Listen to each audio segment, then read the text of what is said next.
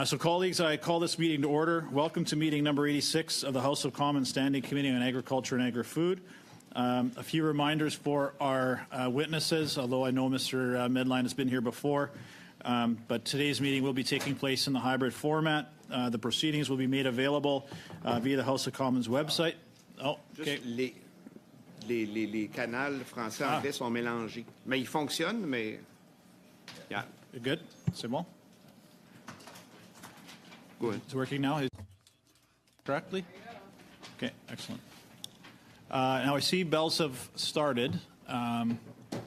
So colleagues, I'm just going to ask for unanimous consent that those of us who are here vote virtually, and then we can carry on. I've got, Mr. Boyce, thank you very much. Good to have you here. Everybody's okay? Okay, carried. Now, Ms. Taylor, you are here. We just... Yeah, just vote virtually? Okay. I could have asked just about anything there. That would have been, man, missed opportunity. Missed opportunity there. So we'll keep an eye on the clock, colleagues, but we're obviously going to have, was it 15-minute bells? I didn't even see. You might have 30 minutes? Okay, that we'll just carry on. So Mr. Medline, we're just going to carry on. We may have to stop for everyone to do their virtual voting, but in the meantime, we'll carry on. So a few comments for the benefit of our witness. Members and witnesses may speak in the official language of their choice. Interpretation services are available for this meeting. Mr. Medline, if interpretation is lost, you may see a hand go up, and we'll just ask you to pause for a minute as we get that in order. And please, before you start speaking, I will recognize you, and then you can start. You'll have 5 or 6 minutes, Mr. Medline, for an opening comments. I will just raise my hand when you've got about a minute left, just to give you a bit of a heads up. But since you are the only witness in this panel, I'll be a little bit, give you a little extra time if needed. We have no subs today, so that's great. You got the team. Mr. Medline, I will turn it over to you for your opening comments. Thank you, Mr. Chairman. Sobeys has taken seriously Minister Champagne's September 14th call to action to do even more to combat food inflation in Canada. On October 6th, Sobeys formally submitted to the Minister of Industry our plan to help further stabilize food prices for Canadians. At this committee's request, we then submitted our plan to you on November 3rd. We worked diligently to put the material together in a short time frame. Our plan included an overview of the current food inflation trends and outlook, a summary of our current and past efforts to help stabilize food prices and provide value to Canadians, and most importantly, recommendations for action to be taken by our company and by the federal government. As we've said consistently over the last 18 months, we don't like inflation, we don't like the choices it forces our customers to make, and we are not benefiting from it. We can all agree that global inflation is hurting Canadians where it counts. Although our country's food inflation has been among the lowest in the world, and Canada is among the most competitive nations on earth when it comes to grocery retail, this provides little comfort to Canadians who are struggling. Having said that, we know that our efforts today are helping to slow food inflation, and we expect this trend to continue. The goal is set out to us by the Minister of Industry is to help reduce the gap between food inflation and Canada's Consumer Price Index. We are pleased to see that since the mid-September meeting grocers had with Minister Champagne in Ottawa, and as predicted, food inflation continues to decline, and we believe this gap will keep moving in the right direction.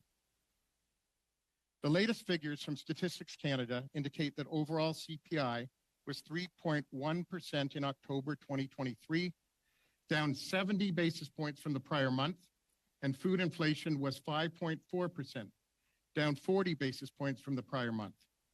Overall, food inflation has been declining since its peak of 11.4% in January 2023. At Empire, our internal food inflation numbers show a consistent trend with steady declines over the last several months, and our internal inflation has remained below the CPI food inflation rate. Our plan, which we began implementing in our stores across the country in early November, is designed to help bring meaningful relief to Canadian consumers. The proposals were novel and detailed and contained timelines. As you are likely aware, it has been our practice historically to freeze the majority of our prices on all packaged products between November and January in partnership with our supplier partners. This practice has never been an external or public commitment, nor was it a mandatory practice internally. Typically, we would hold prices on approximately 90% of packaged products during this time, subject to exceptions in select instances. This year, we've expanded this practice by freezing everyday prices on the totality of our packaged product portfolio, representing approximately 20,000 items between the first Sunday of November 2023 and the first Sunday of February 2024. This is a meaningful step up from prior years and has resulted in the cancellation of price increases on approximately 1,700 additional products initially planned to occur during this time frame. This commitment will remain in place regardless of any internal or external conditions that might cause those prices to go up. Additionally, and as we will have read in our confidential submission, we also have meaningful plans in development to help stabilize food prices past January, but will not discuss these publicly as they remain commercially and competitively sensitive until launched in our stores. And we've also been advised by external counsel that sharing such plans could be in contravention of Canada's Competition Act. Our submission also includes recommendations on real measures the federal government can take to address food inflation and strengthen Canada's food supply chain. This includes actively supporting the implementation of a grocery code of conduct, which many of us have been advocating for and working towards for over 3 years.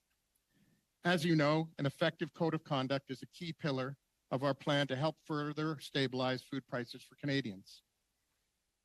Let me say this, however, although we are ready, willing, and able to sign the code today, we now have serious doubts as to whether the code will actually come into effect due to recent opposition by some retailers.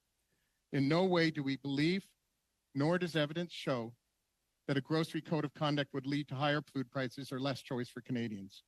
In fact, quite the opposite. We would be pleased to see more immediate action from the government on this issue and would urge you and your colleagues to be even more engaged on this file in order to ensure the swift adoption of the ready-to-go code by all stakeholders. We at Sobeys are on board to help lower food prices, but I also believe that there are short and medium-term actions Parliament can take to relieve affordability pressures on Canadians. Thank you for your time and having me today. Thank you very much, Mr. Medline. Appreciate that. We will now go to the Conservatives for 6 minutes, please. Ms. Rood. Thank you, Chair. Thank you, Mr. Medline, for being here with us today as we discuss these important issues of food inflation and the cost of food on Canadians. Now, the current government promised Canadians that they would lower the price of food for Canadians by Thanksgiving, and they broke that promise. And you mentioned this in your opening remarks that you have put some price freezes on some additional 1,700 products to keep those prices static until at least 2024. And I've heard from some suppliers that they're not allowed to ask for price increases regardless of whether their costs go up. So a couple questions. Is it standard practice to freeze prices at this time of year? And what should consumers be preparing for in 2024 when the price freeze is listed? How much are food prices going to go up? And also, if you could just clarify, you mentioned that it's just a price freeze on packaged products. Does that include fresh produce and meats? Yeah, great questions. Thank you very much, Ms. Rood, for your interest in this as always. Yeah, it's a standing practice to freeze around the holiday period for both the stores and the customers, price increases on packaged goods. However, that only applies to, historically for us, and I don't know what happens with our competitors, to about 90% of the packaged goods. And sometimes under extenuating circumstances, there have been, I'd say, 1,700 to 2,000 price increases that go through in that period. So it's not a full freeze. This year, because of what's going on with inflation and because of our the interests of Parliament and this committee, we have decided at Sobeys to freeze all packaged goods for the entirety of the period. The reason we say packaged goods, which comprise approximately 20,000 out of a normal store's 26 to 28,000 SKUs, so most of them. When I say SKUs, sorry, items. So 20 out of 26 to 28,000, and not fresh, is that because it's very different. Fresh trades, the cost can move in some cases daily, certainly weekly, and we're buying on the market, and the world and North American price can change, especially as you can understand for produce in the winter. It could change very quickly. And to be able to import and make sure that we have fresh on the aisles, we have to, in our aisles, especially during the winter, we have to make sure that that we can buy the product, and it moves all the time, and it can move up and it can move down. And since I talked to you last March, some of the products have moved up and some of the fresh products have actually moved down. Thank you, Mr. Medline. Sorry, my time is short here. Okay, I'm going to move on to the next question. Now, Sure. Recently, the Prime Minister summoned you to Ottawa, and I understand they have given you a list of asks. But could you tell this committee what specific asks or recommendations that you asked the Liberal government to initiate, and how many of those recommendations have been acted upon? Okay. Well, we said what government can do, and we said that when we were summoned, and we said it in the submissions we made. Get this code of conduct done is the first one. Get it done, get it into place. It's taken way too long since we called for it 3 years ago. We talked about over-regulation, labeling, packaging at a time when costs are rising, front-of-pack labeling, nutritional labeling. These costs add up and go on the grocery bill. Although some of them may be important in the medium or long term, they do hurt consumers in the short term. Strengthen the Canadian dollar so Canadians can pay less for fresh. Help fund national food rescue or food diversion programs. Adopt food diversion and food donation tax incentives. Ensure that potential downstream cost impacts of new policies and regulations on grocery prices are considered as part of the decision-making process of Parliament. Amend Part 3 of Schedule 4 of the Excise Tax Act to ensure that fresh prepared foods such as salads are zero rated. Incentivize Canadian greenhouse farming to lower costs, shorten our supply chain, make us less dependent on other nations. Those are a taste of some of the recommendations we have made. I don't know how many are under consideration by the government. Perhaps you could ask the government that or Parliament. I'm not an expert on that. Thank you very much. Mr. Medline, one thing that I didn't hear you mention was the carbon tax. Could you explain to this committee how the carbon tax would affect the prices of food at the retail level and where along the supply chain your company would pay the carbon tax? Great. Thanks. As you know, it's not my role, Ms. Rude, to comment on the specifics of government tax policy. And from what I've seen, I agree with the food professor himself, Sylvain Charlebois, that there hasn't been enough significant research in this area and we need more. But obviously, any tax flows through the entire supply chain and affects everyone, from the farmers on through the supply chain. And what I do know is that any time input costs are added into the food supply chain, it will inevitably impact consumer prices. So government taxes, regulations, requirements of any sort, of course, make food more expensive. Thank you very much, Ms. Rude. Thank you, Mr. Medline. Ms. Taylor-Roy for 6 minutes.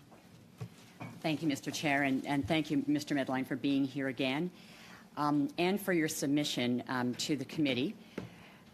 You met with Minister François-Philippe Champagne, and you have cooperated and participated fully with this efforts to help us address the rising cost of food and to stabilize prices.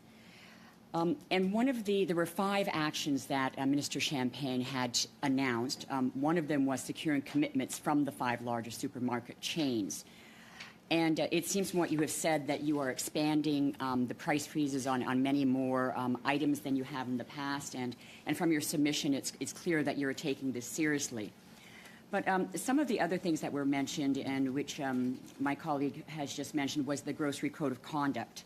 And you referenced that you're worried about whether this code of conduct will go forward, given that certain grocers are not seeing the benefit of it or are willing to participate fully. Are you worried that the code of conduct might be implemented by each province individually? And if that were to happen, what effect would that have on you as a national chain? I think I just spoke to Ms. Root about too many rules, too many regulations at a time when Canadians are struggling.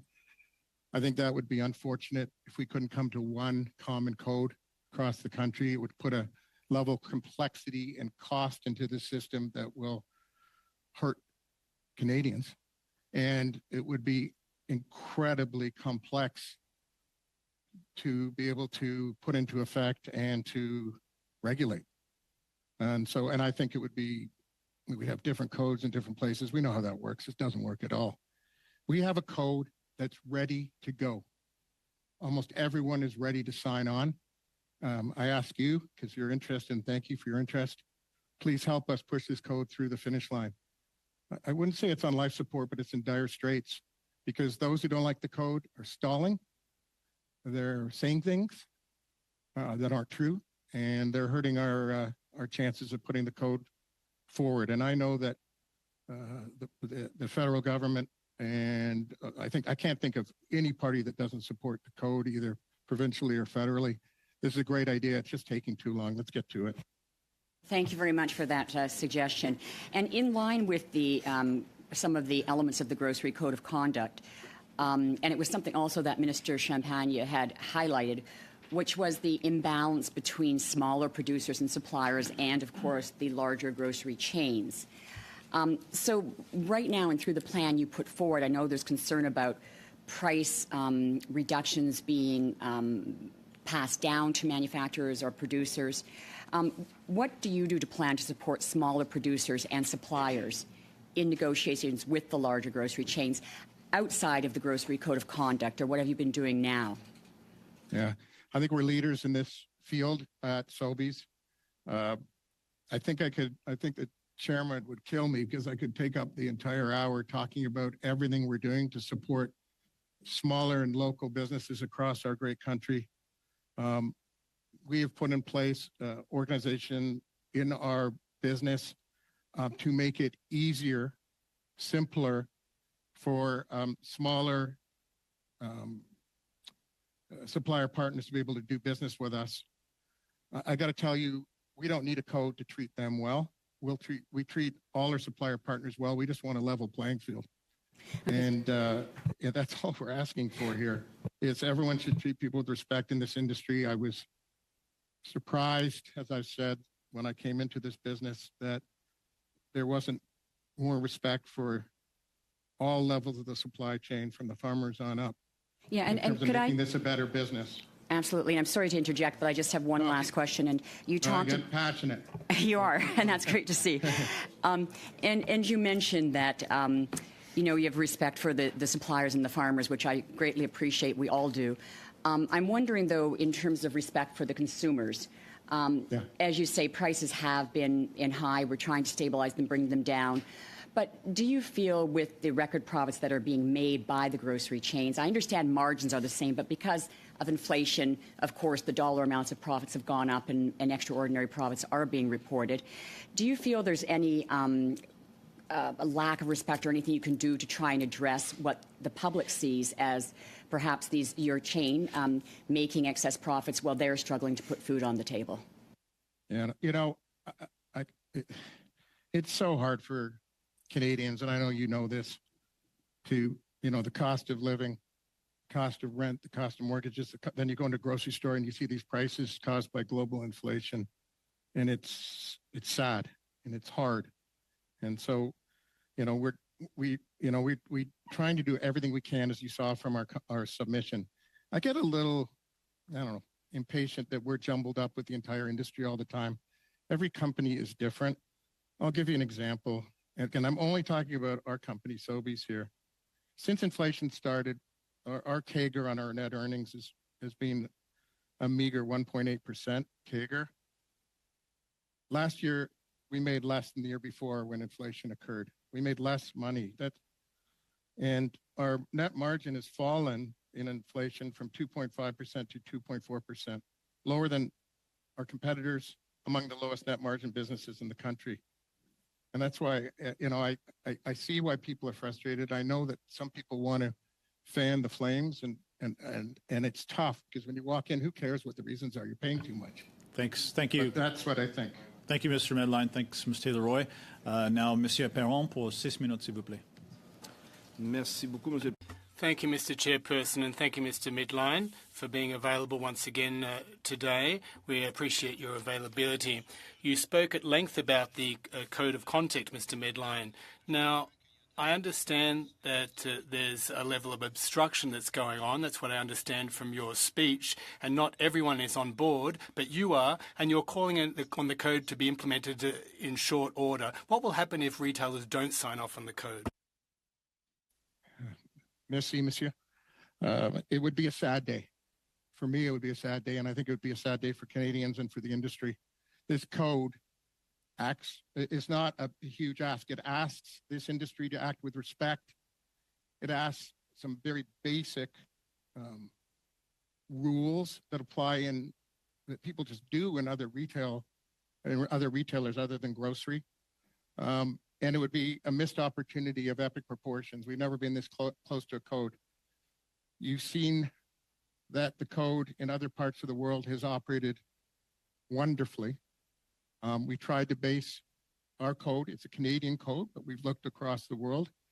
We've put tons of work on it over the last 3 years, but I would say the last year's been a waste of time. We could have implemented this code a year ago, and we've been willing to sign it. You could also talk later to... C'est bon, je m'excuse.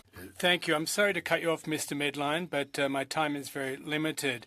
Now, along the same lines, there's another objective that was set in order to help push down prices, and that was an increase in transparency and competitiveness in the sector. Let me start with transparency.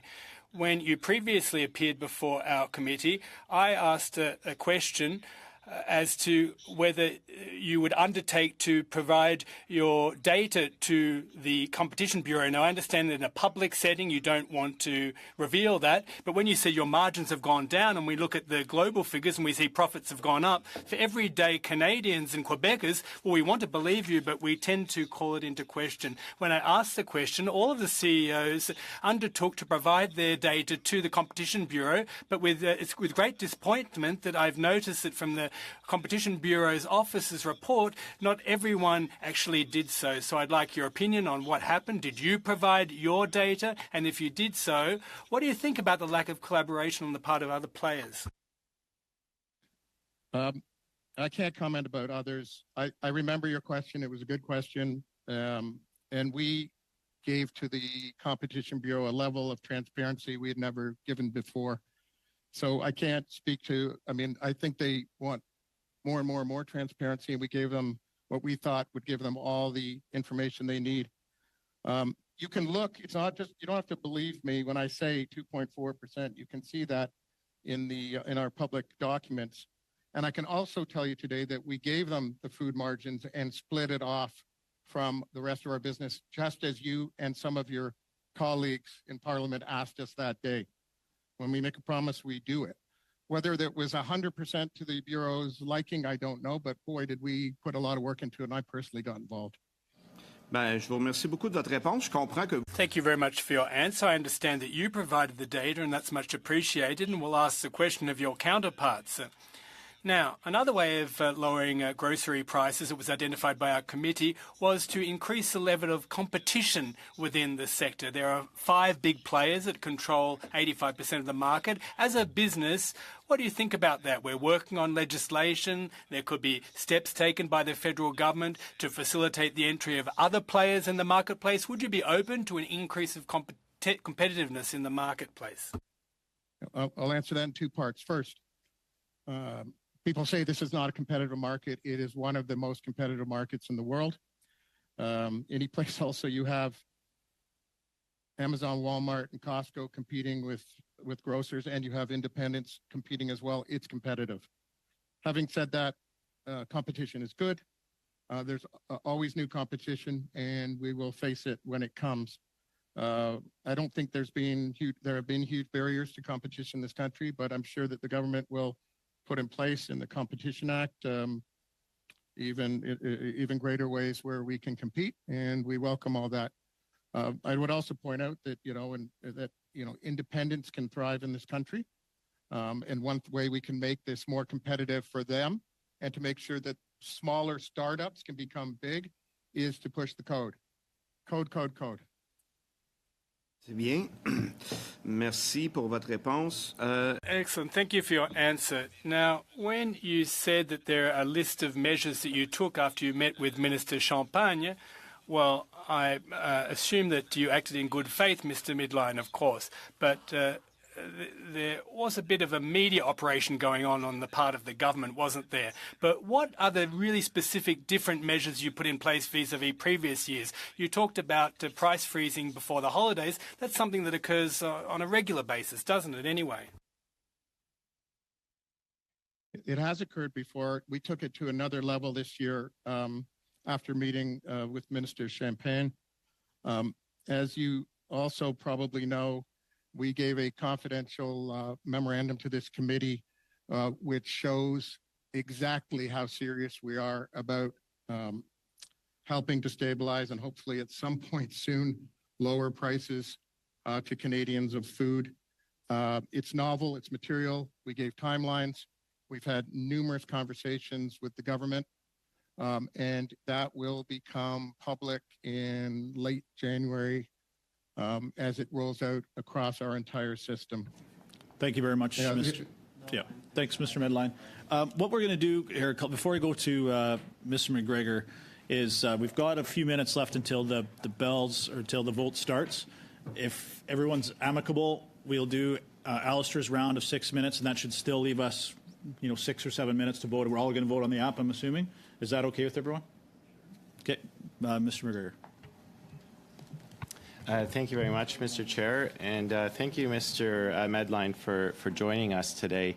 I think one of the hard things about the food inflation crisis over the last 23 months is just how many people with solid full-time jobs have been struggling to put food on the table and of having to use food banks. I think that's a very detrimental record on our country. But some of those workers also include workers who work at your stores. And I think if we are to talk about food price inflation and efforts that are being made to combat it, we also need to talk about the workers who work at Sobeys. I've been in contact with some of the striking workers at Pete's Fruitique, which is owned by your company in Atlantic Canada. They've been on strike since mid-November. Many of those employees have stated that they themselves are unable to afford the food prices at the store that they work at. And so I guess I'd just like to hear from you, and I think indeed many Canadians and the workers who are at your stores would like to hear from you, is how can many Canadian families afford to shop at Sobeys if your own employees can't? Thank you. Thank you for that question, Mr. McGregor. And as always, thank you for your passion on agriculture and food. I follow some of this closely, and I know how passionate you are. First of all, on the labor stoppage, the strike at a store in Nova Scotia, I'm not going to negotiate a collective agreement publicly here. I don't know if that's legal or not, but I'm not going to do it either ways. And that's unfortunate. I think that these food price increases, which are horrific, are impacting everyone. They impact our teammates as well. And I took a look for our full-time teammates across the country. We have 130,000 teammates. Full-time had, on average, 5% increases last year, and part-time, almost 8% increases in the last 12 months as well. And the problem with food banks is and what's going on is a sad state of affairs. People are hurting more than ever due to prolonged inflation and high interest rates. We got to end this. And one of the most impactful ways we at Sobeys help is by donating food. Since May of 2021, we've donated over 21 million kilograms of food, the equivalent of over 46 million meals through our partnership with Second Harvest. We've supported more than 1,100 local nonprofits. We offer food at significantly discounted prices through Food Hero, and as part of the Grocery Foundation, we support the breakfast program known as Toonies for Tummies and partner with Breakfast Clubs of Canada and Student Nutrition Ontario. Thank you, Mr. Medline. I could go. Yeah, I got a whole list here. I could go. This is. I we got to help more, and I hope the government can also help more. That was one of the asks. Thank you. I'm just noticing the clock. Now I understand you don't want to negotiate in public. After all, I totally understand that. But, you know, like the latest offer that your employees were talking about was that your company, you know, offered them a 5-cent increase to their wages above minimum wage. And, you know, I'm holding my hand a nickel. It's not worth what it once was. And, you know, with respect to your executive compensation last year is worth 172 million nickels. But again, you know, you don't need to negotiate here online, but realistically, what do you think a 5-cent increase, or in some cases, other cases, 5% increase, how is that going to realistically help those people afford items at your store? What could they be able to afford? Well, as you could appreciate, Mr. McGregor, that's a oversimplification of this collective bargaining, which goes on in this country. Or, you know, since I joined 7 years ago, we've had 350 collective agreements come up until this strike at one store, which is an important store to us. We've had 2 strikes. We settled the mass of them. You've heard what I just said in terms of the salaries going up 5% for full-time and 8% for part-time. So we're negotiating these all the time. Strikes are horrible. They're especially horrible for our teammates, and we try to settle them under fair terms, and they're bad for customers too. So that's why we have so few, and that's why there's collective bargaining in this country. Thank you, Mr. Medline. And again, I'm just reporting back what I'm hearing from your workers. Yeah. But just on the final minute, you know, much has been made about your meeting with Minister Champagne along with the other grocery CEOs.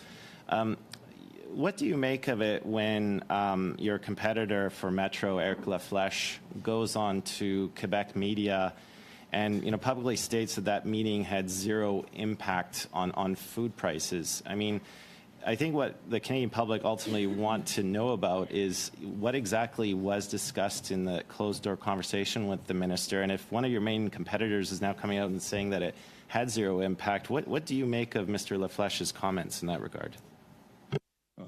I didn't hear that. Mr. Laflèche said that, and I don't know what he said. Can only speak for myself. Look, this is a global issue. It's global inflation, exacerbated by all sorts of things that are going on. That meeting with Minister Champagne, we have respected it. We've done everything we were asked to do in that meeting. And if it can take down food prices and help speed that up, then we're all for it. And so I can only speak for Sobeys.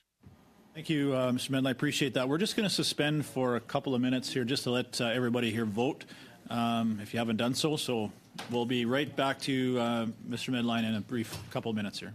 I look forward to it. Thank you.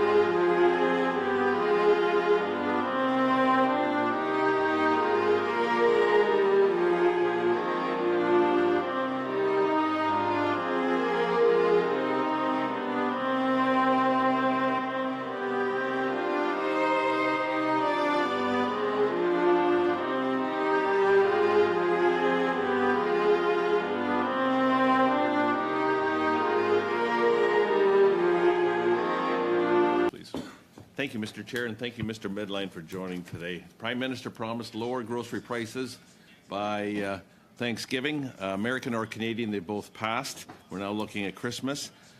Thank you for making the statement that no one is benefiting from inflation. I'm assuming that you were speaking on behalf of Empire and not on behalf of all retailers. I just want to get that on the record, Mr. Medline.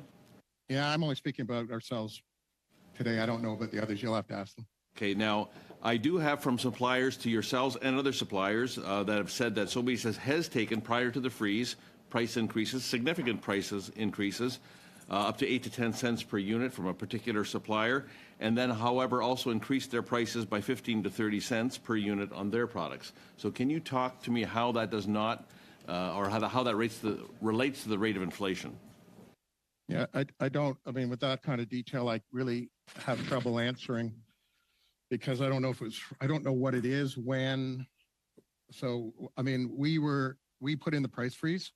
We also started our price freeze on packaged goods prior to that date so that there would be no question what we had done.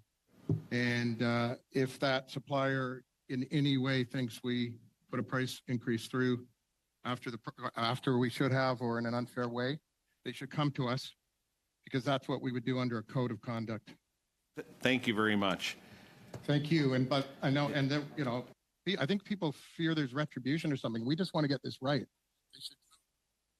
Appreciate your support for the code of conduct. And I want to go there. Also for that, yeah, go ahead. There right now. Who is holding up the code of conduct? Is it the federal government? Is it some of the individual provinces, or is it the other retailers? I know that I know for sure that the independent grocers are in. I know that there's large retailers who are behind it, not only Sobeys. And I know that the supplier partners are the ones who first came to me 3 years ago and said, why don't you support the code? And we looked into it. We supported it. I think there are one or two large grocers who do not support the code in its current form, or maybe any code. And that's slowing things down, obviously. Statement that in coming into this period of a price freeze, that you went from 90% price frozen to 100%, so you canceled price increases. So what happened to those margins that were canceled to the suppliers? Sobeys ate them. So you accepted the price increases and then you reduced your margin? Am I understanding you correctly? That's what that's exactly right. We said even on ones that we would otherwise have had to pass through, we decided in that period of time we would, because inflation and because of our meeting with the minister and because of the concern of the Ag Committee, we decided to do 100% rather than 90%. I'm going to ask a couple more specific questions, but I'm asking them as to whether they would fall under the code of conduct. Can you explain to the committee what fill rates are and why Sobeys fines suppliers and demands fill rates of 98.5%? The costs imposed on suppliers, which obviously end up in food costs later, are self-evident, I believe.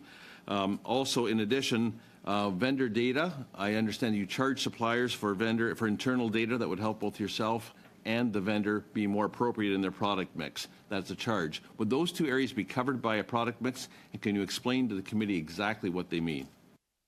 Yeah. So, you know, when you in any industry, you need to have rules between the parties, and you have to have transparency, and you have to have fair negotiation.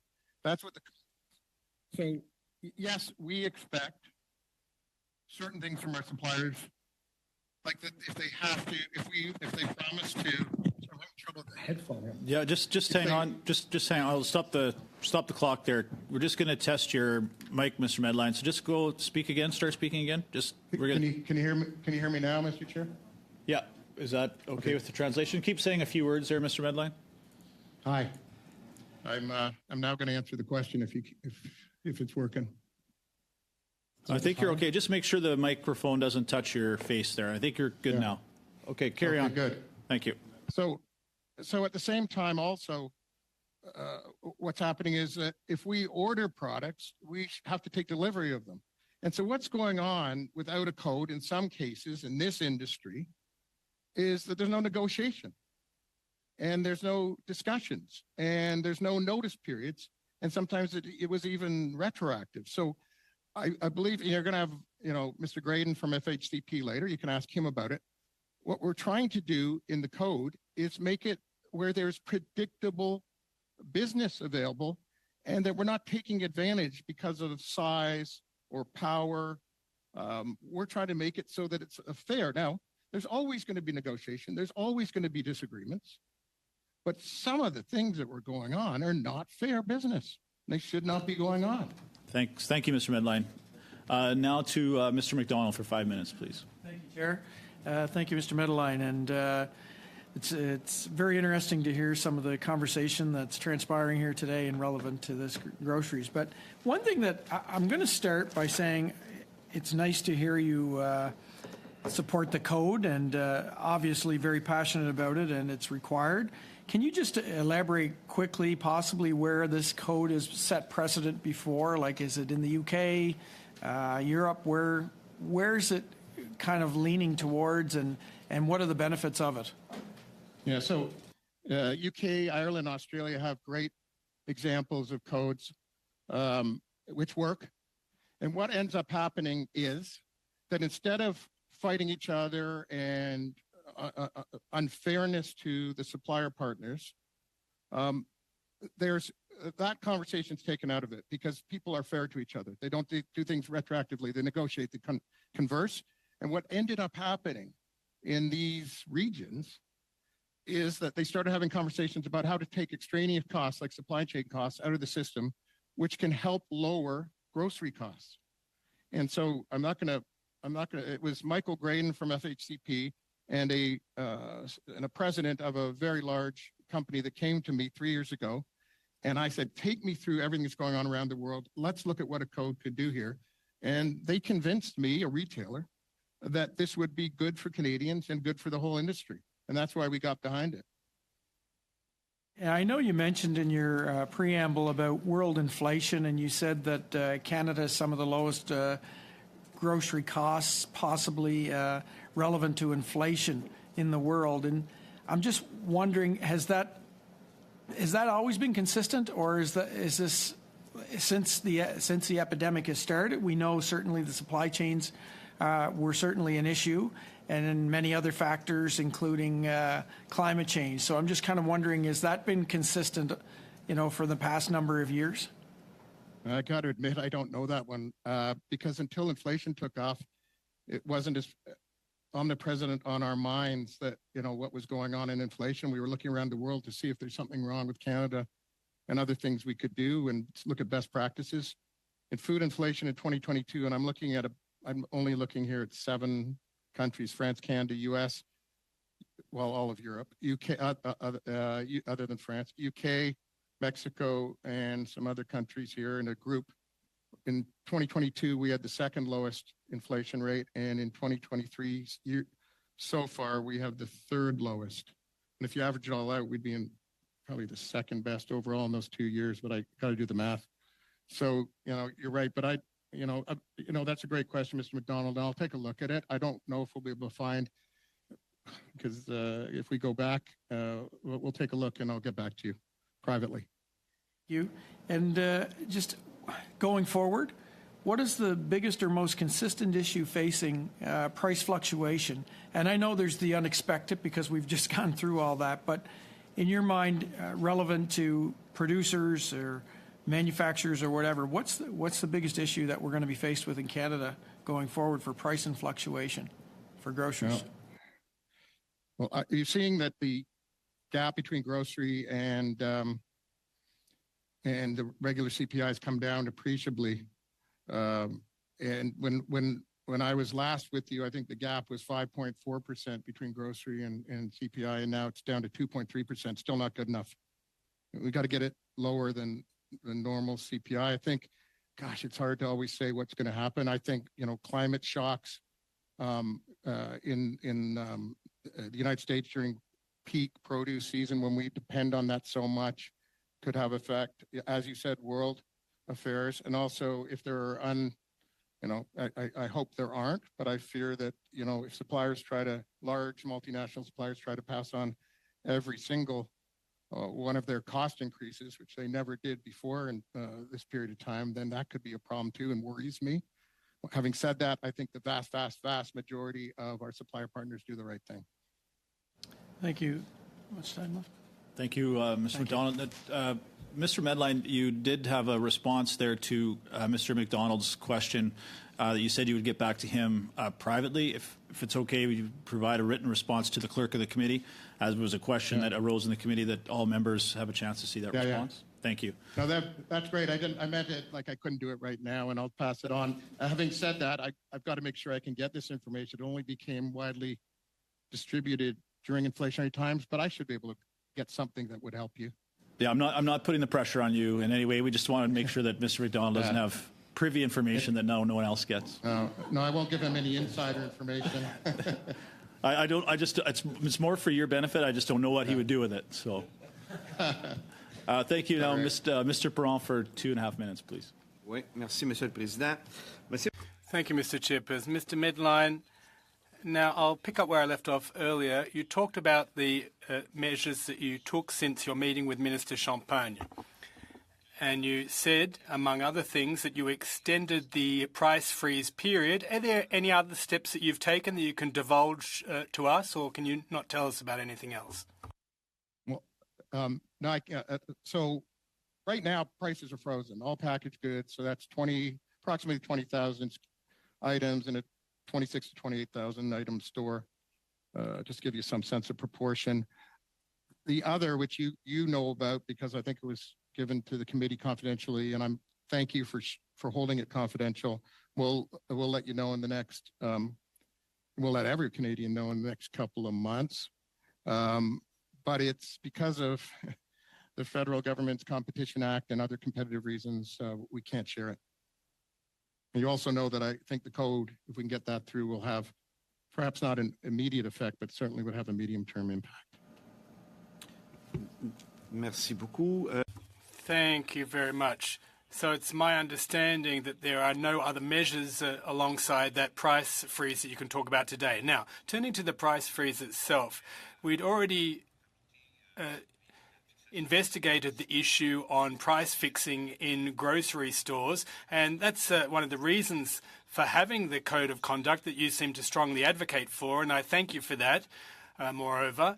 Now, there's unfair strategies. There's a bigger player that's able to impose conditions or foist conditions over smaller players. How does the price freeze disadvantage your suppliers, or have you taken on a share of that non-increase, if you will, of the price, part of the burden? Have you taken part of that burden on? Yeah, and as you know, and as you alluded to there, we've never we haven't price fixed. We haven't had a charge against us of price fixing. So I just want to be clear on that. And while we took the extra 1,700 items in our store, we decided to, and I'd have to check if that. Whenever I say everything, I got to check because that's 1,700 items. But I believe that we ate the cost on those items, and that we'll take that on ourselves during this period of time, so that we can say that 100% of our packaged goods are frozen in that period. Thank you very much, Mr. Perron. Thank you, Mr. Redline. Now to Mr. McGregor for 2.5 minutes. Thank you, Mr. Chair. So, Mr. Medline, in my earlier question, I outlined the struggles that many of your striking workers have reported publicly. Just the fact that they are having extreme difficulty in even affording to shop at the store that they work at. That the latest offer from your company was only a 5-cent increase on their minimum wage pay. And we also have a situation where 7 million Canadians are using food banks to some extent or the other. I do know that in one of the quarters this year, your company posted a $261 million profit. That's a roughly 39% increase over the $187 million that was made in the same quarter of last year. And so I guess, you've talked to this committee today. You've said that in many cases you've had to, quote unquote, eat the price. you know, given the situation that so many Canadians find themselves in, the difficulty that they're experiencing, like how often is it that your company is quote unquote eating the price, and how often are you making an effort just to sell food at cost? Because, you know, what Canadians see right now, like two things are true. Your company is making more profit at a time when they're struggling. And so I guess they just want to see, like, you know, how sincere are your efforts at the food division of your company? How often are you doing things like eating the price or just selling at cost?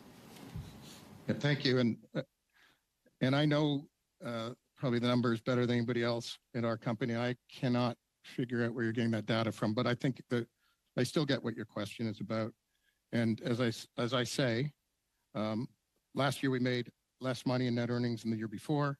CAGR over 2 years is 1.8%, and that our earnings margin went from 2.5% during inflation down to 2.4%. So I'm not quite sure about that. I think I would stick up for companies that need to make some money.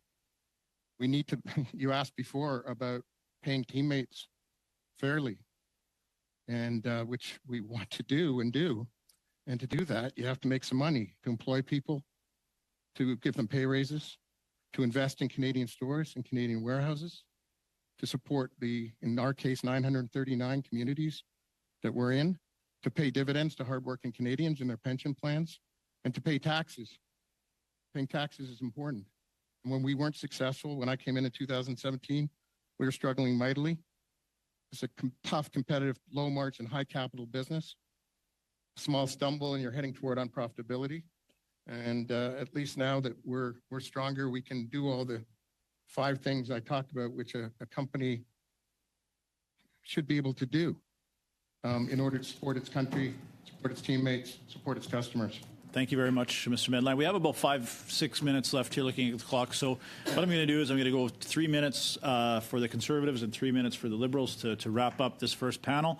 I know you've got a hard stop at 4:30, Mr. Medline, so let us know if we're impinging on that, but we'll try and get through that as best we can. So Ms. Rood for 3 minutes. The camera.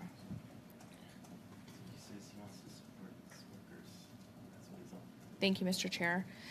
Mr. Medline, earlier this year, the Minister of Environment and Climate Change sought, and I quote, feedback on the development of a pollution prevention or P2 planning notice for primary food plastic packaging. And in respect of, and I quote, Canada's large grocery retailers to prepare and implement pollution prevention plans for primary food plastic packaging. Did your company participate in those consultations on the proposed plastics ban for fresh food? And can you give this committee an idea of what it will mean for consumers at the retail perspective? Because we know that the we've heard from industry that the plastic ban is going to cost an enormous amount. It will also leave us with potential food security issues. But do you know what this will do to food costs or food availability? Thanks for your question. And we did give feedback through our industry rep, the Retail Council of Canada. So feedback was given to the government. And like most every retailer, we're seeking to reduce our use of plastics. But I am concerned that the legislation regulation is running way ahead of the packaging innovation and technology available. And I was reading that a study commissioned by the Canadian Produce Marketing Association said the proposed rules would add a 30% increased cost of packaging, and that's supported by Retail Council of Canada's preliminary estimates. So this would obviously exacerbate inflation if it were to occur. But I'd also, as you mentioned, be very worried and uncomfortable moving too fast. The number one job we have is to ensure food safety. And that's our number one job in this country. We have a great country in terms of food safety, and we got to be careful on that. And I'm really worried if we act in haste that food waste could increase, which is really, really bad. But we'll always, look to eliminate plastics where we can. But let's just make sure we're doing the right things and we're not acting hastily. And we got to think things through. Thank you, Mr. Medline. Mr. Medline, you have a number of stores under your banner, and you did touch on food waste a little bit, but I'm wondering if you could share with this committee and to Canadians who are watching right now, how much food would be wasted if produce were not to come in plastic packaging, because it does help extend the shelf life and it does help get food to rural and remote communities in this country. So if you could just give us a quick idea of how much food waste and what the cost would be to consumers, how much the price would go up of fresh food. Thanks for your question. And without a feasible innovation that we could use to wrap food safely, I don't have a number. I can tell you it's a lot. That's great way to finish that, I guess. Now to Mr. Lewis to wrap things up for 3 minutes, please. Thank you, Chair. Thank you, Mr. Medline, for being here. Canadians are seeing high global inflation numbers coming down slowly, but we know that they're not seeing that same rate of prices coming down in groceries, and they're concerned. So I want to thank you, Mr. Medline, for being here on behalf of Empire, which includes Sobeys. You say that gap between CPI and grocery inflation is coming down, and stabilizing and reducing food prices is important to everyone. So, but I did want to ask the question regarding our farmers. My riding in Kitchener-Conestoga and throughout southwest Ontario has got some of the best farmland in the country and a high concentration of agricultural producers. So we want to ensure that our small producers and suppliers be treated fairly by our organization when it comes to controlling prices. Now, you were asked that question earlier, how Empire plans to support smaller producers and suppliers, and you said you were so passionate about it you did not have time to expand on it, but you explained you wanted to make things easier and simpler for our smaller suppliers and partners. Can you expand on that, please? Yeah, sure. And by the way, since we last met, and thank you for having me here again today as way of conclusion, food inflation's come down from 9.7% to 5.4%. That's good, but it's nowhere near where we'd like to see it. It's got to go lower. What we have here and by the way, again, I don't want to bore you with the code. The code really will really help, but we also have a local at scale pillar in our strategy, which we talk about to our supplier partners, and we discuss all the time with our board of directors that, and not only is it the right thing to do, it's good business to deal fairly and buy from local suppliers, especially to help farmers across Canada. And anything that we can do that makes sense, we do to support that. And our customers love it. We like supporting it.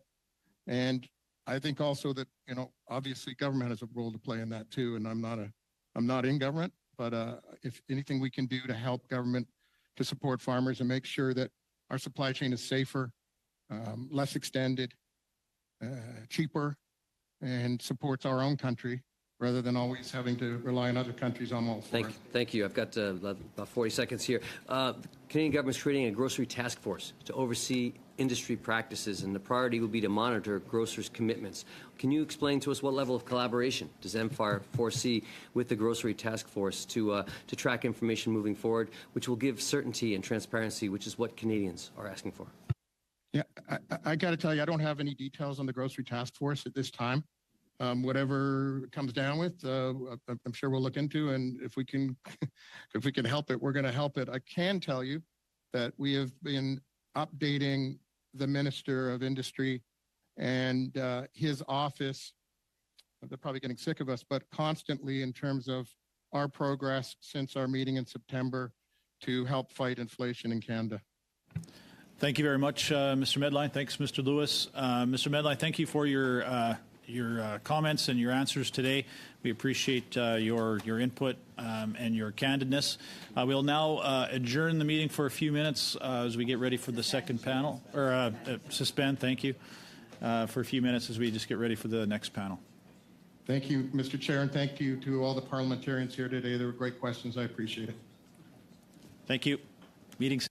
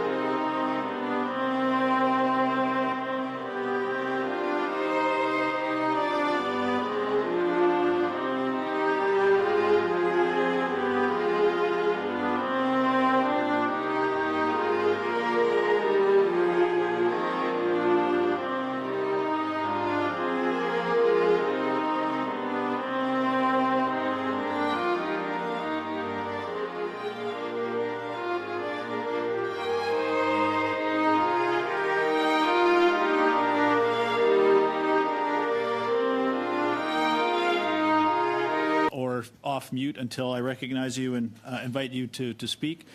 You can speak in either of the official languages of your choice. We do have interpretation here. If interpretation is lost, I will just get your attention just to pause for a moment until we get that back up and running. But because of translation, we do appreciate the work of our translators, so please try and speak slowly and clearly to ensure that they get the best opportunity to make sure your comments are heard. All your comments, please, through the chair. When you have your 5-minute opening presentation, when you have about 1 minute left, I'll just raise my hand again and get your attention to let you know that your time is winding down to make sure that we stay on time. With us today in the second panel, we have from the Canadian Federation of Independent Grocers, Gary Sands, Senior Vice President. From Food and Beverage Canada, we have Christina Farrell, Chief Executive Officer, who is here with us. We also have Dimitri Fraise, Vice President, Innovation and Economic Affairs, Conseil de la Transformation Alimentaire du Québec. From Food, Health and Consumer Products of Canada, we have Michael Graydon, Chief Executive Officer. Thank you to our witnesses for making the time to be with us here today. I will start with Mr. Sands for 5 minutes for your opening remarks, please. Thank you, Mr. Chair. Good afternoon. Thank you for the invitation to offer our perspective on efforts to stabilize food prices. There's approximately 6,900 independent grocers in Canada. Many of those independents are also located in communities where they are very often the only grocery store in that community. So issues around reliable supply and food prices in those areas are closely linked to food security. Independent grocers have a symbiotic relationship with the communities they serve. Living in the community, hiring local, buying local, supporting local sports teams, activities, and causes. This bond they have forged is why they are such an important part of the tapestry that makes up this country in a myriad of diverse communities. So naturally, independent grocers are extremely sensitive to concerns around affordability that are being felt by their customers. That is why the suggestion that there is greedflation taking place in the food industry is something our members find unfortunate. When you're an independent grocer with an overall average margin of 2% and you're receiving price increases from your suppliers that are often in the double digits and sometimes more than once a year, then by what business model can you not pass on those costs to your customers? And we all know about the issues that have impacted the industry. Just some of the more significant changes or issues have been climate change, the war in the Ukraine, port, rail, border, and labor disruptions, significant increases in transportation costs, and these are felt more acutely by independents in rural and remote communities. It's really not about what has happened to the food industry. It's more about what has not happened. That's why we don't point our fingers at our supplier partners. We understand the pressures that are driving up their costs. We also understand the desire of the government, and I know it would be shared by this committee and all parties, to see price stability in the food industry. Who would not support that objective? However, efforts to stabilize food prices can sometimes have unintended consequences. For example, if, as a result of making commitments to the government, retail chains are using their leverage to impose price freezes or discounts on their suppliers, where does that leave the independent grocer and their customers? An independent grocer has no leverage to demand a price freeze or a drop in price. If government wants price stability, then it has to be for all Canadians. It shouldn't depend on where you shop or where in Canada you happen to live. The need for price stability and reliable supply for all Canadians is why we strongly support the proposed Grocery Code of Conduct. The code is one that will provide fairness and more balance in relationships within the industry. The Canadian grocery industry is one that is overly consolidated. This has fostered a climate where unfair and distorted market practices are all too prevalent. Unilateral and onerous fees imposed by some large retailers on their suppliers, and the need for reliable access to food supply for independent grocers raised alarm bells with Ottawa and the provinces. The mandate in November 2020, given by the federal, provincial, and territorial ministers to the steering committee, of which I'm a member, developing the code was to, and I quote, address the concerns of producers, processors, and independent grocers regarding increased retailer fees on suppliers and the need for balance in the supplier relationship, while also ensuring that Canadians continue to have access to a reliable food supply at affordable prices, end quote. This code is not a document comprised of overly prescriptive regulations, but simply a straightforward set of principles of good behavior developed by industry itself. That's it. It won't increase food prices, as Loblaw has claimed. No one in industry would support any measure that would do that, and no company should try to put a price tag on principles of good behavior. In an op-ed on the code in the Toronto Star last week, I quoted a former U.S. Supreme Court justice who said, ethics is knowing the difference between what you have a right to do and what is right to do. That is what the code is all about, outlining what the industry itself feels is right to do when conducting business. Just a few months ago, the Competition Bureau of Canada, in its market study report, welcomed the code as being a good thing for consumers. The Bureau also recommended that governments, federal and provincial, need to do more to support the growth of independent grocers. The playing field in Canada will never be level for independents, but independent grocers would welcome governments doing more to just keep them on the playing field. Governments and also this committee need to look at whatever measures they can to help support the Main Street grocers of Canada. One such measure would be the code, and to give the code a chance to work. We need all the support we can get, including from this committee, to have that chance. Thank you. Thank you very much, Mr. Sands. Right on time. Now we'll move to Ms. Farrell and Mr. Frace for 5 minutes. I'm not too sure who's going to take the lead there, but I'll leave that up to you. Thank you for the invitation today.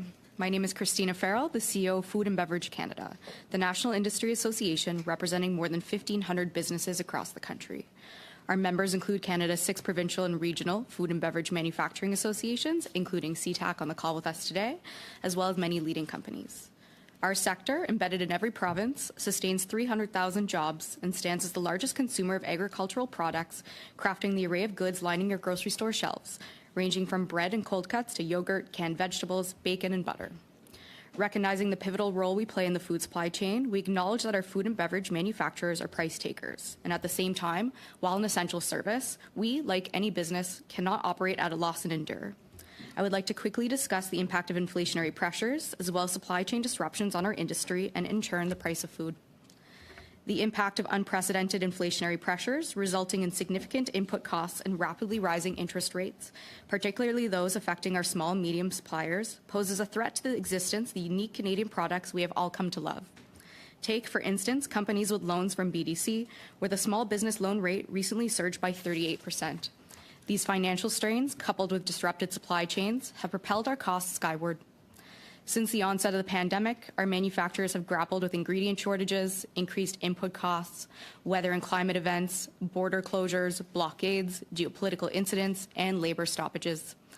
The ripple effects of such events, as exemplified by the current strike at Rogers Sugar in BC, resonate across our nation, impacting bakeries, distillers, packaged good producers, and more. Today marks day 68 of the strike, and the repercussions extend beyond mere shortages. Our companies face not just scarcity, but elevated prices, given the few sugar producers we have, underscoring the interconnectivity of our food supply chain and the far-reaching implications of external events, as well as the lack of protection our manufacturers have from these. Other factors that we cannot ignore include things like the escalator tax on beer, wine, and spirits, which will contribute to higher prices for consumers. Additionally, initiatives such as the Pollution Prevention Notice for primary food packaging, recognizing that any requirements to change our packaging will lead to additional investments and, in turn, costs for Canadians. I would now like to turn my time over to Dimitri from CTAC to discuss further.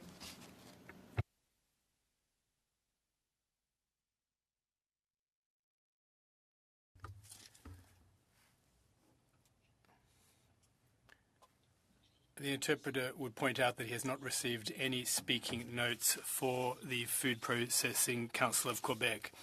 We are the main council in Quebec with over 600 members, and we're the founding member of Food and Beverage Canada. For several years, we, along with other partners, have been advocating for the implementation of a code of conduct for grocers to impose limits on major retailers of Canada. There's been a power imbalance, which is due to the strong concentration of the retail sector for food in Canada. there's vis-a-vis the number of small and medium-sized food and beverage retailers.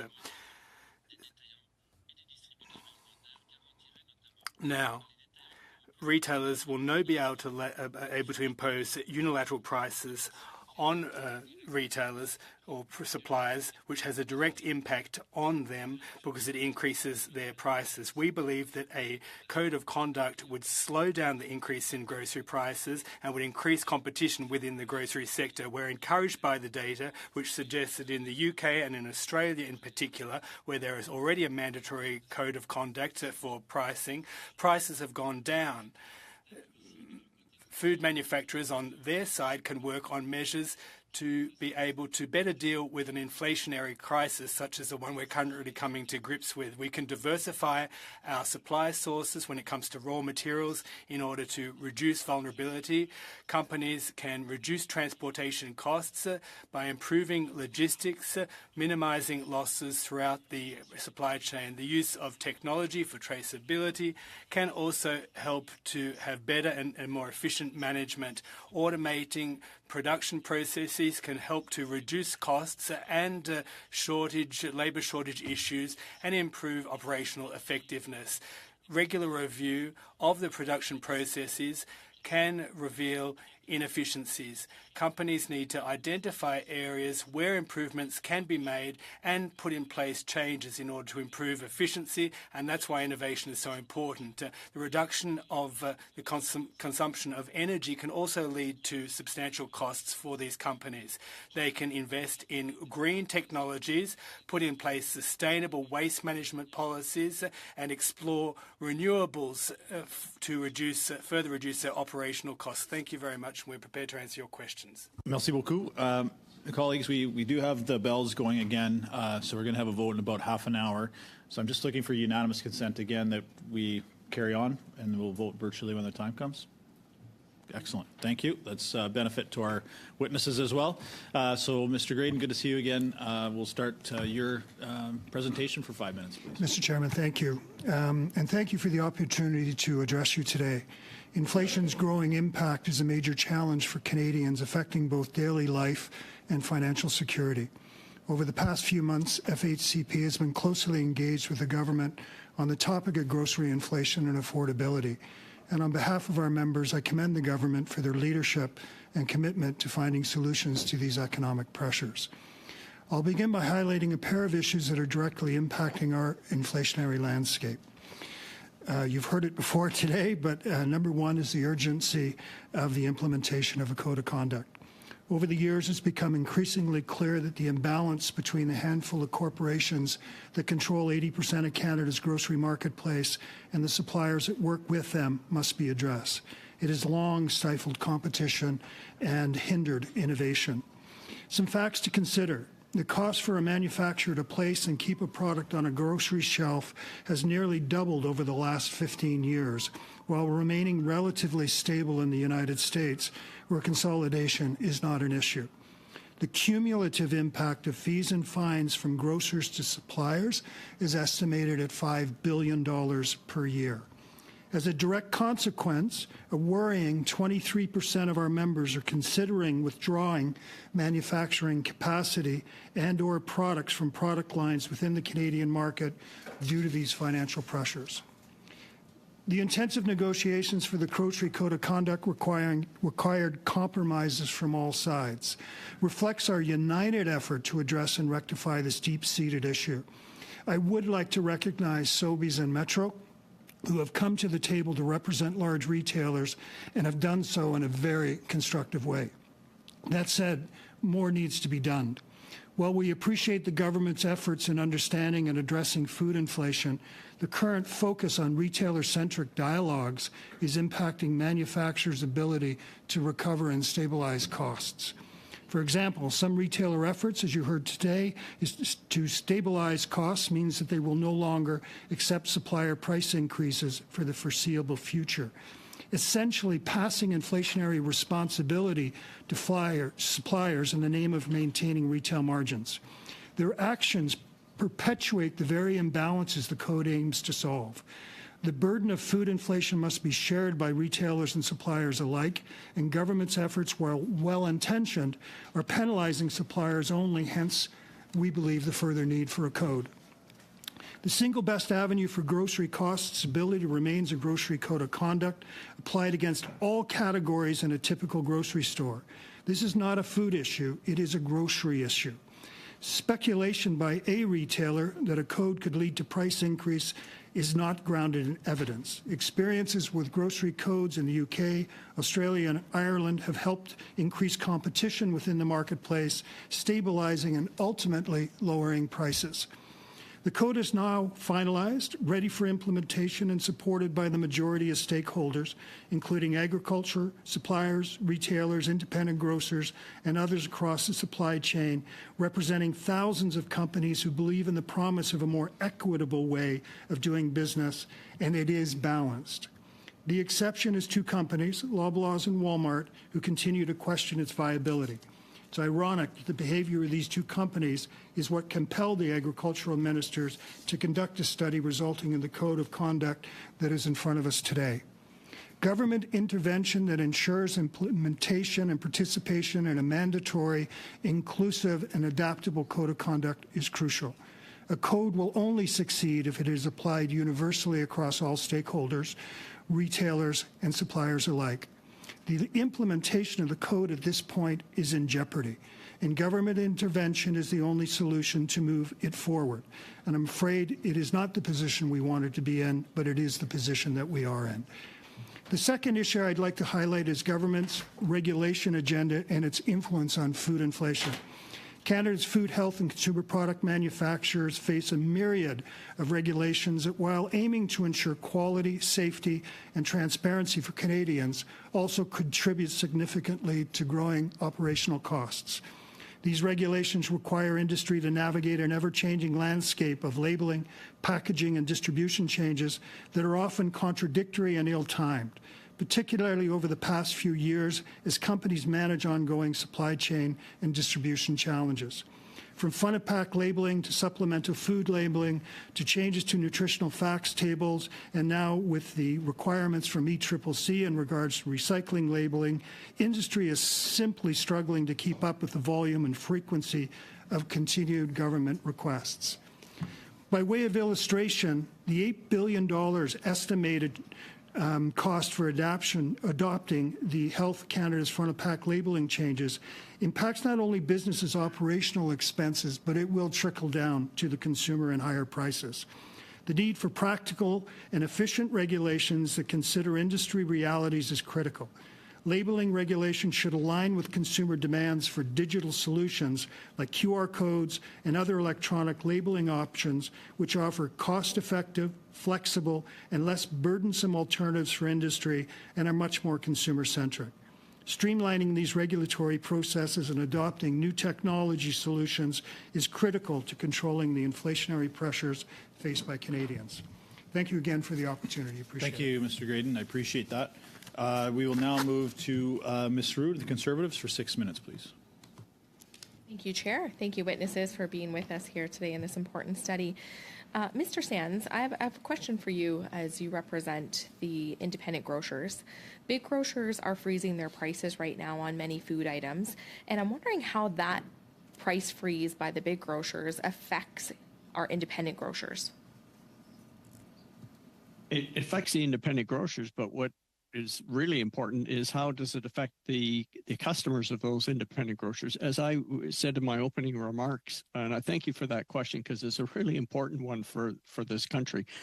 We have about 6,900 independent grocers, a lot of them in rural, remote communities where costs are higher, just costs of transportation are higher. So if there's unilateral price freezes or discounts being imposed on suppliers, the natural question I hope everyone on this committee asks is, what does that mean for all Canadians? Because, again, independent grocers don't have the leverage to make those same price requests. So where does that leave our customers in those communities? As many of them would be in constituencies of all the members of this committee. It puts those consumers, the independent grocers, at a competitive disadvantage, but it means you're having price stability for some Canadians and not all Canadians. And that's why it's such a good question, because I think everyone should be very concerned about that. Thank you. And on that, I've heard big suppliers and distributors will actually give preferential treatment to the big grocery retail chains if there's a shortage of a product. So they'll supply the big grocers, and then whatever's left over, if there's anything, they'll make available to our independent retailers. Is this an accurate characterization of what happens on the ground? Absolutely. It's one of the issues I will add that we've addressed in the code. But if I could just explain how that works is, and Michael Graydon from FHCP can speak to this too, but retailers and their suppliers, and that includes all retailers, not just the chains, the independents, they engage in what's called forecasting. So they sit down together, they negotiate what do you expect to anticipate ordering and over the next year, and the agreement is built around that forecast. What we have seen over years, and particularly egregious during COVID, was when there were product shortages or there was high demand for certain products, certain chains would go to the suppliers and they would say, we don't care really what's in our agreement, we want extra product. And they use their size and power to our disadvantage, because what the supplier then ends up having to do is divert supply that was supposed to be earmarked for independents in Canada away from the independents and their customers and to supply the chain. So that results in some essential products not being available in those communities. And we address that in the code. And that's one of the principles that we think is very important, because if you don't have adequate supply, you're treading into the area of food security. So that's very concerning to us. And we were pleased that everyone on the steering committee supported that. Thank you so much. Mr. Sands, in Ontario, who are the biggest wholesalers for the independent stores? Like, who do you have to buy your supplies from in Ontario? Well, even though 59% of the grocery stores in Ontario are independents, the two biggest wholesalers in Ontario are Sobeys and Loblaw. So for most independents, most of your product, if you're not getting it at the terminal, you're buying from those two companies, and that's unfortunate, but that's the lay of the land that we have in Canada as a result of consolidation. So just to put that in perspective for Canadians watching right now, you are forced as independent grocers to buy your supplies to stock your shelves from your biggest competitors in Ontario. That's right. That's correct. And you touched on this a little bit earlier about getting food to rural and remote areas. And I'm just wondering what your thoughts are on what the ban on primary food plastic packaging, how that will affect your stakeholders, and also transportation costs, because I know we've heard from independent grocers across the country that their fuel transportation costs to get the groceries to rural or remote communities in the north is astronomical because of the carbon tax. So could you comment on the disadvantage independents are at because of those costs and what the proposed Well, we have to remember ban? This is Canada, and the transportation challenges we face in this big country, particularly at certain times of the year, are significant. But throughout the year, independent grocers in semi-rural, rural, and remote communities, and we also serve a number of Indigenous communities, those costs are significantly higher for transportation to those communities. So that's already a concern. And I believe Mr. Medline spoke about the P2 initiative of the government, and we have strongly urged the government to hit the pause button on that proposal, because we've heard from our partners with CPMA, or the Canadian Produce Marketing Association, that costs for packaging will increase by about 30%. We can't take that. We can't absorb that, and that'll have to be passed on to Canadians in those communities. And I hope the government is really looking seriously at the implications of that. How can you be moving forward with that proposal when you're at the same time advocating price stability? As well, without the innovation in packaging that we need before you put something like that in place, the impact on getting fresh produce to those rural and remote communities is going to be huge. It's not going to be possible. Sorry, I'm getting excited about that one, but it just gets us so dismayed that the government is still proceeding on this and they haven't looked at the implications for all of the country. There's a big country out there, and it's not just in the urban areas like Toronto, Montreal, and Ottawa, Vancouver. There's a lot of rural Canada out there. Thank you very much, Mr. Sands. Thanks, Ms. Rood. Now to Mr. Durrell, Liberals, for 6 minutes, please. Thank you, Mr. Chair. Mr. Sanders, I just want to reassure you that government's not moving anywhere yet on PL2s. Obviously, they're going through a process. The former process would have required the Government of Canada to go to Gazette 1 and ask for comments, and the government is not even at that stage yet. So I just want to say, before we, I understand there's been some comments, and I'm really engaged with the industry on this, and I am advocating on your behalf. Obviously, we are having this committee. Both Minister Champagne and Minister McCauley have asked us to have these meetings. Obviously, we are concerned with the rising price of food, so any measures that could potentially increase the price of food is something that the government is sensitive on. I do want to get into a conversation about the Grocery Code of Conduct and the importance of that. And from your perspective, when you've got two major grocers, and I know you are not the target, we are talking about and I'm sure I'm a capitalist. I don't believe that very little government intervention, and I can say that as a liberal. But when a few grocers own 80% of the market, that's where government needs to step in.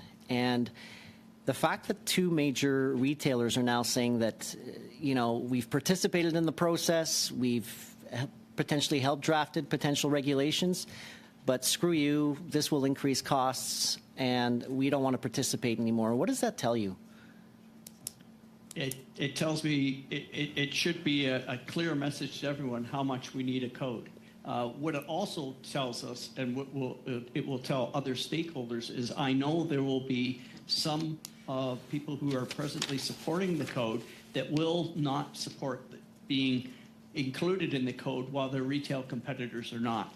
So this is very concerning to us, and in my view, personally, I think there will be a number of people in industry who will be going to provinces to say, we've got the document, we've developed the code, you're going to have to regulate this and impose it. And that's going to be unfortunate when industry has been able to do that itself. But the fact that they're opposing this and coming out with arguments that are just nonsensical, if you've read their communications on this, just tells me very clearly that this code will make a difference, and they're worried about it. And as and that should just send a message to everyone in government and I mean governments plural, that we really need this code. I hope we don't have to regulate, but I just can't impress upon this committee enough how much independent grocers need this code. Thank you. Je poserai peut-être ma question à M. Fraisse. Now a question for Mr. Fraisse.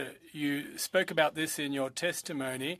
The danger of not moving forward with a voluntary code of conduct nationally is that some provinces will say, well, they're going to go ahead nevertheless. And isn't that dangerous to have several regulatory frameworks that might differ from province to province? If that were to occur, well, it certainly wouldn't help the cause of lowering prices. Companies will even have to fork out even more money in order to comply with a differential code of conduct. And I know that the minister in Quebec has been advocating strongly for this code of conduct across Canada. Your input on that, please. Is that to me?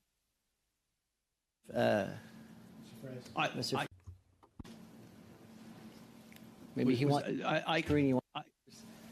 Who is that question directed to? Okay, je m'excuse parce que c'est. I apologize, says Mr. Fraisse. Now, if the question is for us, I'll proceed. Yes, indeed, Quebec is in favour of the Code of Good Conduct. Now, should the code be mandatory or should it be voluntary? That will depend on all parties concerned.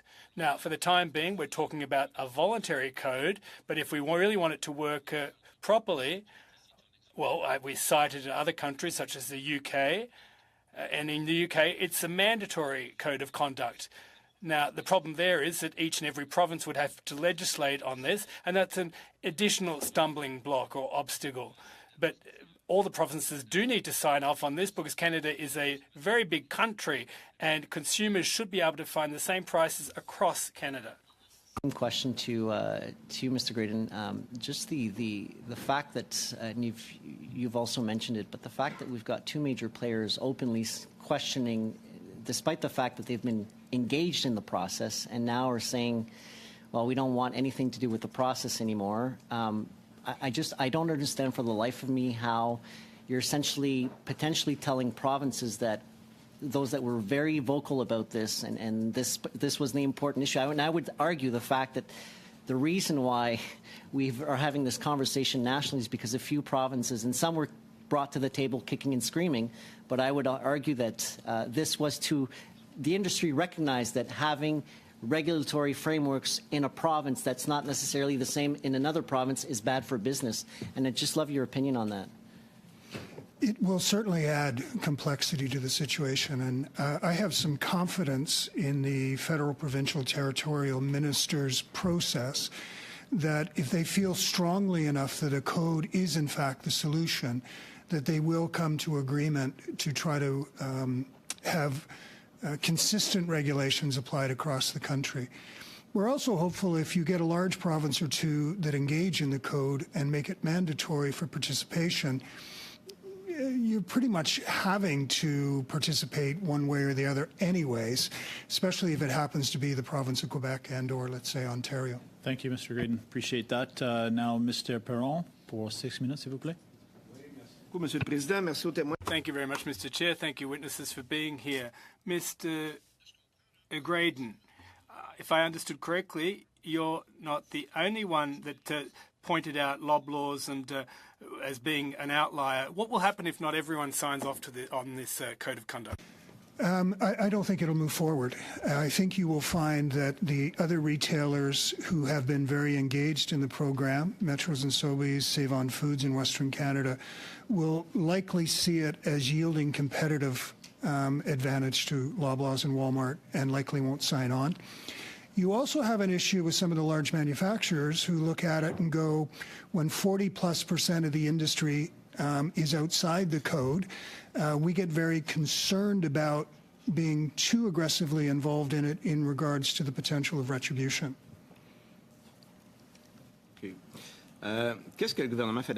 What can the federal government do to help to get everyone on board? This isn't an easy situation. It's a whole jurisdictional issue as well, isn't it? Yeah, I think where the federal government can help in two areas. One is your voice in regards to encouraging the federal, provincial, territorial ministers to come to a common conclusion in regards to how we might move forward. And the other is we are going through revisions to the Competition Act, and this is a competition issue. And though the regulations and the Constitution don't allow for it as we speak today, adjustments in the Competition Act may allow for some oversight of the Competition Bureau in regards to a code of conduct if government so felt that they wanted to go down that avenue. Merci. Thank you. Now, you're convinced that the code of conduct will have an impact on grocery inflation, and if so, how? Yeah, we're very convinced, and we work on the basis of looking at experiences from the UK, Ireland, and Australia. And the UK code has been in place now for 14 years, and it has had a remarkable impact on food inflation. It's gone a little out of whack post-Brexit, but I think that was another geoeconomic situation that put pressure on the economy in the UK. But it's worked very well, and it's created a win-win-win. Manufacturers' margins improved and their capital investment and innovation increased. Retailers' margins improved and their investments in retail competitiveness. and the consumer through pricing, but also variety of product, new sustainable packaging. We're all part of the mix as well. So I work on the basis that look at something that's worked for 14 years versus standing on the sidelines and speculating why it might not work. Monsieur Fraisse, Mr. Fraisse, on the same issue, if I may, you're convinced that the code is going to have an impact on grocery price inflation? How is that? Is that question for me? Why is it that you're convinced that the code of conduct will help reduce grocery prices? Response: well, it will stabilize things. And how should I put this? It will make negotiations more predictable, more foreseeable, as the gentleman before me just said, as in the UK. The relationship between suppliers and purchasers will be better regulated, and therefore there'll be the power imbalance will be better, and SMEs will be able to predict what's on the horizon and how to market their products as a result. In Quebec, we're very much in favour of the implementation of the Code of Conduct in order to stabilise prices and for better foreseeability. Well, as far as prices are concerned, how can the government help manufacturers to deal with price hikes? What can the federal government do to help you more to reduce food inflation? Response: first thing, review the tax code when it comes to food. There's a lot of GST charged on food items, so that should be overhauled. The GST needs to be scrapped when it comes to certain foodstuffs.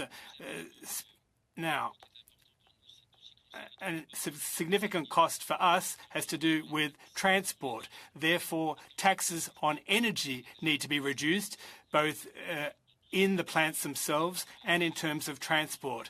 Of course, that's a hugely important factor. Third thing, we need to enhance plants' productivity. In order to achieve that, there needs to be greater automation, greater digitalisation, and with the increase in interest rates, some SMEs just don't have the capacity to automate their plants. So financial programs need to be put in place in order to facilitate that and to help them make the transition towards automation and robotisation. Now, there are some programs in some provinces that have been the proof in the pudding. They've demonstrated how it's helped to bring new technologies to plants and factories. And as a result, well, obviously, they'll improve their profit margins as an upshot. Now, in Canada, processors' margins compared from 2019 to 2023 have dropped about 15%. So in 2023, the profit margins are lower than they were in 2020. Now, another thing that was mentioned has to do with packaging. We know that the packages need to be increasingly sustainable, and we need to manage waste. But this has to be done over a longer time frame, in my opinion. As was mentioned, front of package labelling. It's being imposed as of the 1st of January 2026, and all companies that exceed the 15% will have to review their labelling. That will be a huge amount of wastage, and all the companies will have to review this at the same time. So one would expect normally a huge hike in the cost of labelling, and that's been assessed ballpark at about $8 billion. All of that needs to be factored in order to keep prices lower for consumers. So we need a longer runway, because really right now we're at the heart of the storm. Figure 4, 6 minutes, please.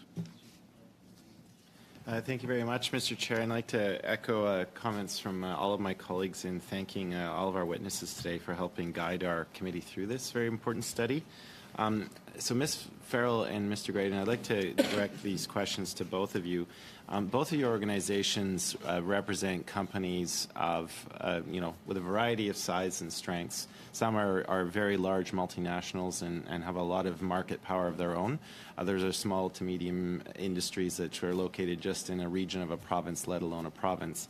I think, if we go back to Minister Champagne and Mr. Macaulay, they did acknowledge that there was a need for greater competition and innovation in your sectors as well. But, Mr. Graydon, I take home your point that I think you said in your opening statement that in the last 15 years there has been a doubling costs just to put items on store shelves. So with that comment in mind, the fact that it's become increasingly expensive for companies that you represent to just get their items listed, and you have ministers asking for greater competition. Of course, some companies are better able to absorb the costs that retailers have put on you, while others it's much more difficult. So and we've heard repeated reference to this power imbalance. So like what have the challenges been in your sector to encourage greater competition when, as you've mentioned, there are all these barriers just for your companies to get items listed on store shelves? Yeah, it has been very difficult actually to stimulate competition. The small to medium enterprises in this country, which represent a large majority of the manufacturing facilities, are really having a difficult time. I think, as my colleague indicated, just the issues in regards to financing are very difficult. The abilities to capitalize their business, to take advantage of the opportunity of efficiencies through automation are very difficult to be able to have. So it's been a challenge. Larger manufacturers are working very hard to try to streamline and make investments, but unfortunately what's happening is a lot of the manufacturing capacity, even of the global players, is transitioning to the United States, and we're starting to see plants close in this country. And we represent, as an industry, 350,000 workers. I think that number will decrease quite significantly over the next few years. I'm happy to add, many of our small and medium companies were battling the cost of ingredients, packaging materials, pallets, transportation, and labor. So having to deal with all of that before the next supply chain disruption hits makes it difficult for them to even look at things like innovation or investing in automation or technology to make themselves more efficient and competitive. Thank you for that. And Mr. Graydon, I don't want to belabor the point. I think you've made it quite clear.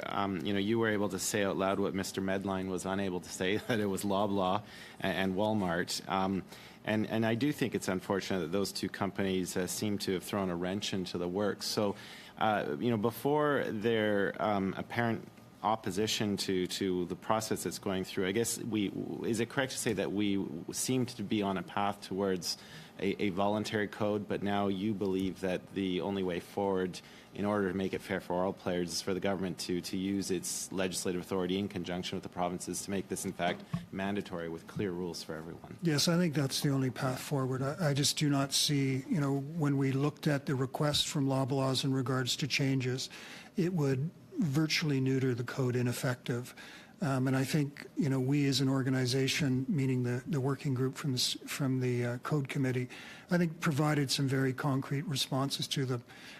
It was a negotiated process, and everybody around the table made compromises. And at the 11th hour, to expect everybody to make further compromises for these two organizations is really unfortunate. Yeah, a bit of a sign of that. Yeah. Yeah. And Ms. Farrell, in your opening remark, you made mention, I think, of something I don't think we talk too much about in terms of causes of food price inflation and climate change. We depend on a lot of our fresh produce coming from the United States and, particularly the state of California. And, they've certainly had their problems with droughts and with extreme weather events, as have many parts of Canada. And, I've been on this committee now for 6 years. We've repeatedly heard from farmers, our primary producers, talking about how they are on the front lines of climate change. And, in a matter of minutes, let alone hours, you could see an entire crop wiped out by an extreme event. Can you just talk a little bit about that? How often are you hearing from primary producers that, extreme weather events have led them to not being able to supply enough or have led to them having to increase their costs? So we're very cognizant of the impact of climate change on our primary producers, and again, food and beverage manufacturers, we're the largest consumer of those products. I will note that we've made it clear that we want to be partners with government as we begin to look at this. Every time there is a climate event, whether it be floods in BC, fires in Alberta, we see the impact across our food supply chains. We recognize that this is something that we need to take seriously, and we need to work across the food supply chain to come up with some of those solutions. Anything you wanted to add to Mr. Graydon? Yeah, it's challenging. We are now looking at a 38% increase in orange juice for next year. it's basically because of challenges within the crop, both in Florida and Brazil. South America, there's a blight going through and is wiping it out. That's climate driven, and it is a challenge. And so we continue to be impacted because those are significant. We don't grow oranges here, and so it is a challenge. And I think our mimosas will probably have a little less orange juice next New Year's. Thanks, Mr. Graydon. I'm now going just to suspend for a minute to make sure everybody had a chance to vote. We'll just take a minute here from our witnesses to make sure everybody's had it.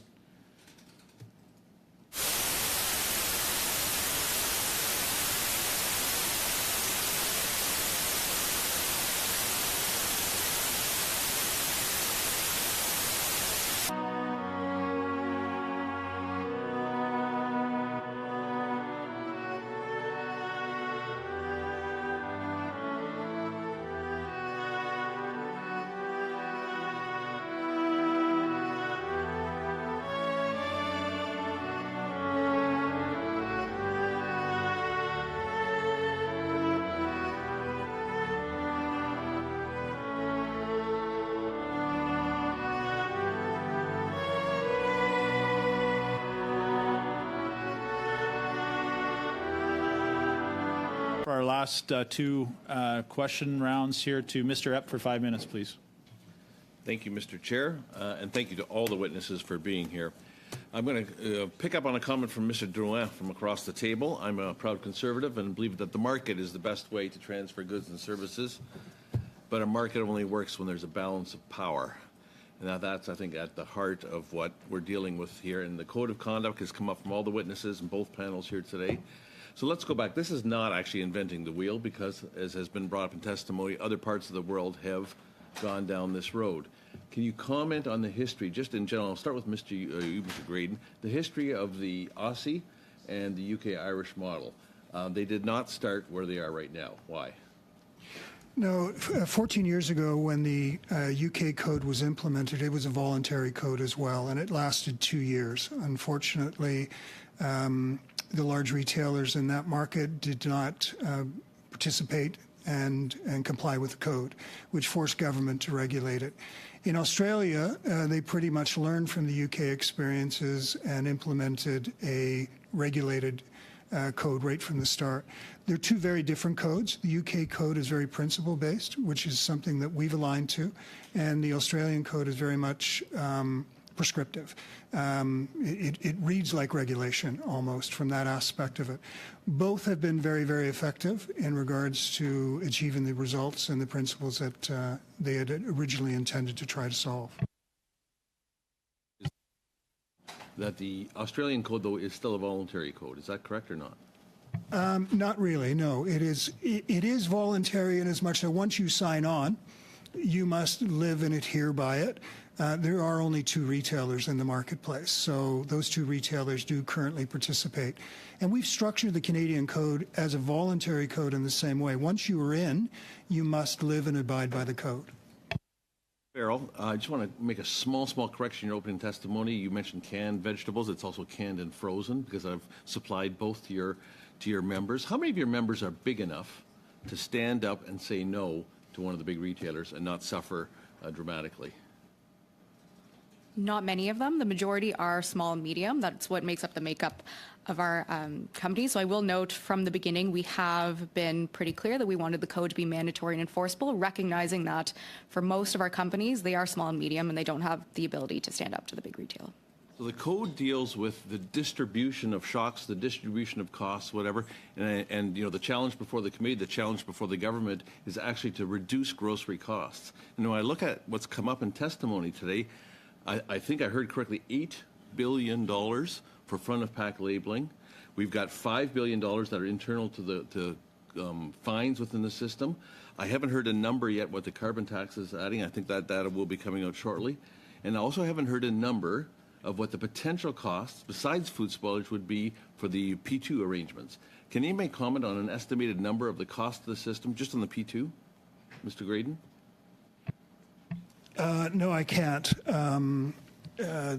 But one of the things, Mr. Epp, that will happen as well, remember, we're concerned about fresh fruit and vegetable that are coming to retail. Manufacturers also buy that product at certain times of the year to supplement their processing. We'll have no availability of those products as well. So there will be significant cost implications, but I don't have a number for you today. That question to Mr. Sands, would that impact then the food security aspects in our rural and remote areas of this country? Very, very much so. It will just compound the challenges that we're already facing. And I just want to emphasize, in addition to the costs, the CPMA has told us costs will increase by 30%. I think the real concern, paramount concern, should be that these products won't be getting to these rural and remote communities. They'll just be cut off. That's the issue. They just won't be feasible in terms of costs. To the regulations around labeling, when I go to the grocery store here in Ottawa, I use a QR code to park my car. Why is that not feasible for health and safety and food safety and other regulations on our food products? Why wouldn't that work? Mr. Gray. Well, I think it would work, and I think that is our recommendation to government. This is 2023, and you're right. You park your car, you go to a restaurant, you get your menu. I think the penetration of smartphones within the Canadian population is significant enough that, a majority of people have access. It also provides timeliness. We can change the data relevant to a QR code in days instead of asking for 4 years transition period on packaging to be able to protect against writing off inventories of packaging. Thank you, Mr. Graydon. Thank you, Mr. Epp. Good effort, though. Nice try to get one more in. Mr. Lewis, for 5 minutes, and I understand you're going to share your time. I will leave that up to you. Yes, thank you, Chair. Yes, I'll be splitting my time with Ms. Taylor-Roy. So I want to thank all the witnesses and direct my question to Mr. Sands, the Vice President of the Canadian Federation of Independent Grocers.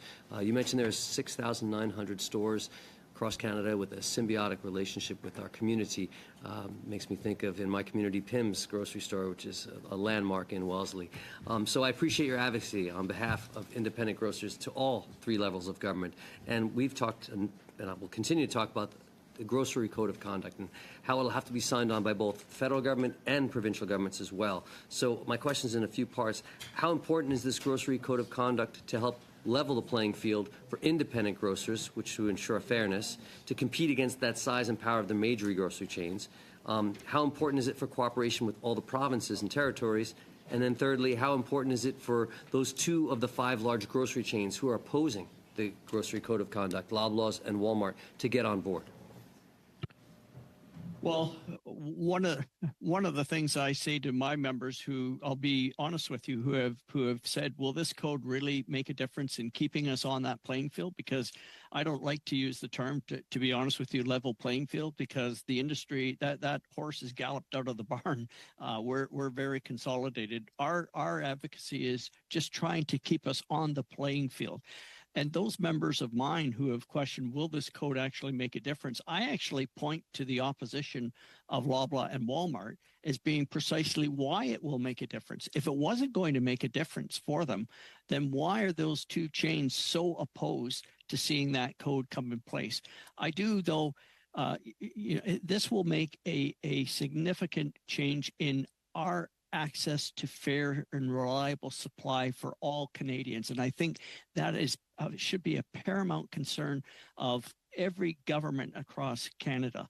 And I just hope that this committee and other governments will use whatever leverage they can to get those 2 chains to sign on, because there will be a growing call for regulatory intervention if there's not. But I just hope, I think we're on life support right now, but I just hope that we can resuscitate the patient. We'll keep fighting. I thank you. And we just heard words that, like, the UK has a grocery conduct in place. We've heard words about price stability, predictability, variety, packaging, innovation. Yeah. All of these things have been improved. So I thank you for that. I'm going to hand my time over to Ms. Taylor-Roy. Thank you. Thank you very much, and thank you, Mr. Chair, and to our witnesses as well. There's a number of small independent grocers in my riding, and they add greatly to the community. They provide different kinds of foods often. They're really essential grocers like Mandani, Greco's, Malat, Frank's Organics, T&T, a whole bunch of different grocers here.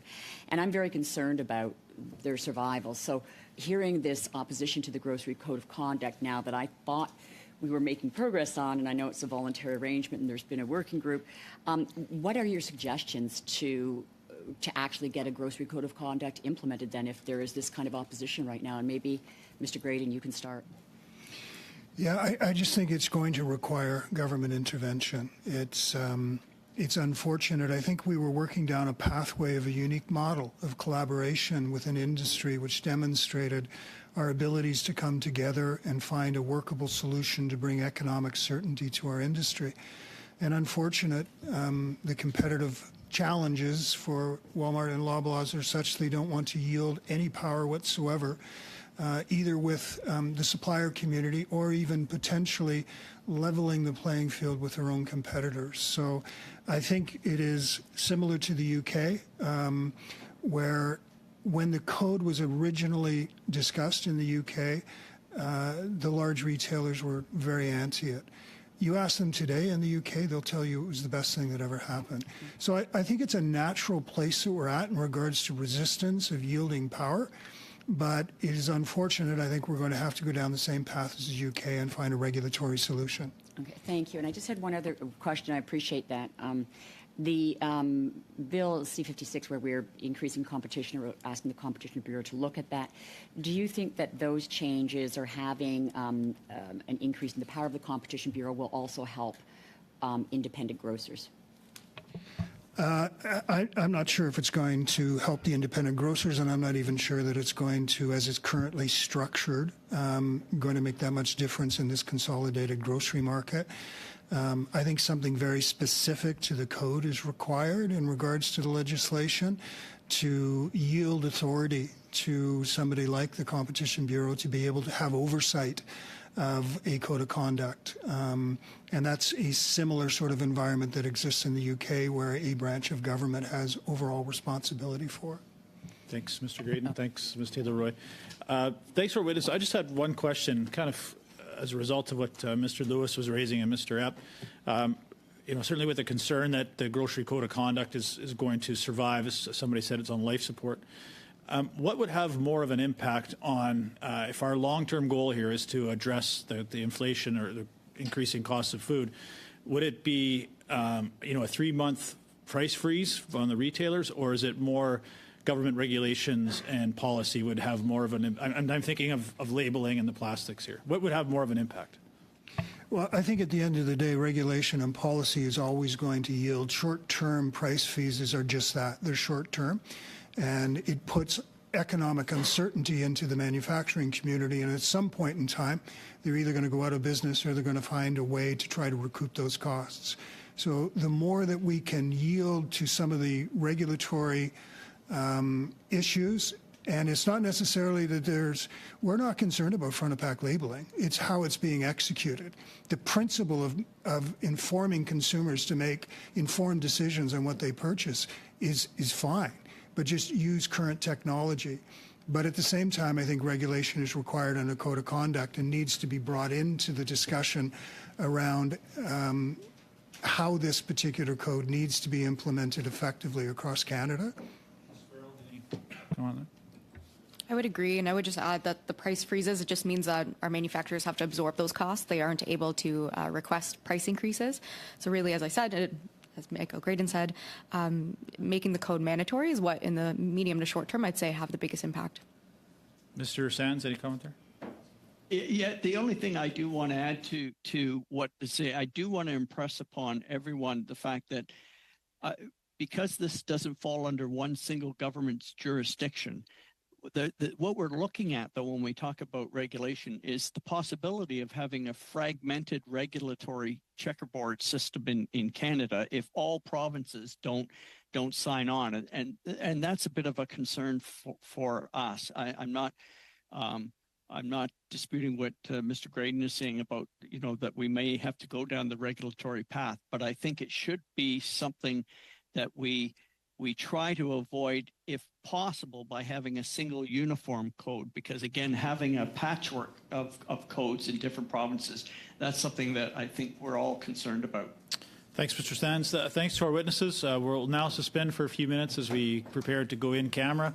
So Mr. Blois will have to switch to the new Zoom link, and any staff as well. So we'll just suspend for a few minutes.